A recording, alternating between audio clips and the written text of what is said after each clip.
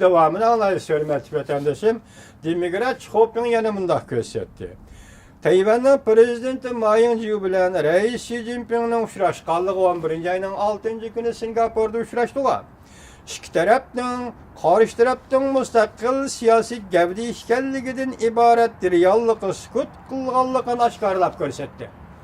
Bu demak mushu jumla aytganda albatta shundoq demak Tayvanning prezidenti Ma Ying-jeou Jungoning raisi Xi Jinping Singapurda uchrashgan ekan. Bu gap so'zlarning qanday bo'lishidan qat'iy nazar demak bu yerda ikki davlatning ikki rahbari ikki arbab Singapurda uchrashdi degan gap. Buni az yeziq shaklida e'tirof qilishni Kompartiya xohlamaydi. Tayvan ham oldirab ketmaydi. Amaliyotda ikki davlat rahbari Singapurda uchrashdi. İbaret reallik sukut qilganligini oshkorlab ko'rsatdi. Tayvan hokimiyat beshidikilar fursatni qo'ldan bermay, bir davlatda ikki hukumat degan hukmni xalqaro jamiyatda amaliylashtirish lozim. Anda bu logika siyosiy mantaqaga oqmaydigan gap. Bir jamiyatda bir davlat ikki hukumat bu qoida oqmaydigan gap. Nima? Efendiler. Aynı vakit nazar ağlarayla biz Germaniya işkiga bölündü. Bugün Koriya işkiga bölündü. Her işkilisi devlet. Aynı çağda Vietnam işkiga bölüngen her işkilisi devlet. Fakat itiraf qilish asosida Tayvanning hükümet devlet ekanligini itiraf qilish asosida andın Jungo birlashtirish, qo'shilib ketish va yoki boshqa so'zlarni so'zlasa Germaniyadek aqidi, Vietnamdek aqidi, Vietnamda birlashib ketdi, Germaniya ham birlashib ketdi. Hozir Xitoyning joyilligi yoki savodsizligi bu yerga yo'l qo'ymayapti.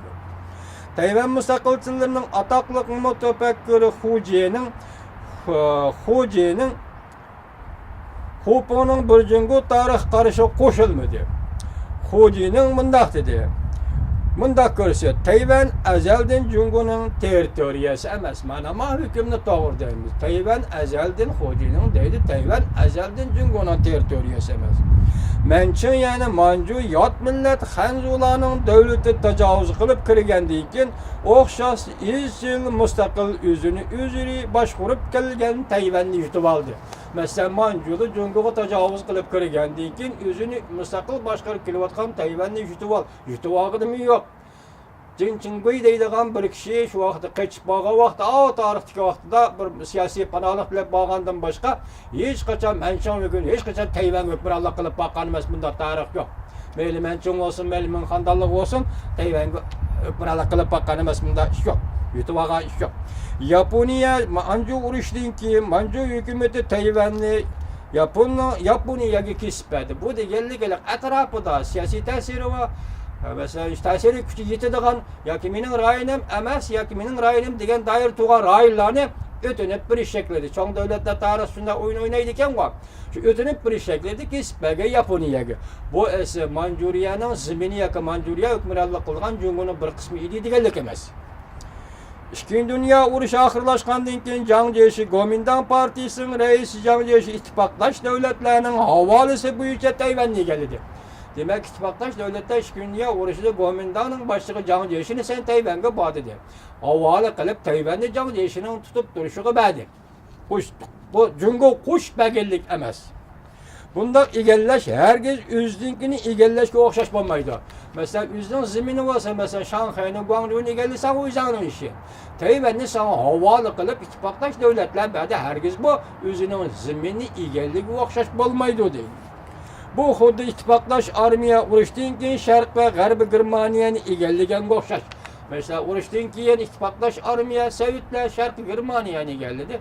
Amerika boshchiligida G'arb dunyosi G'arb Germaniyani egalladi. Herkes Amerika G'arb Germaniyani Amerika Qo'shma Shtatlarining territoriyasiga qo'shib olmadi.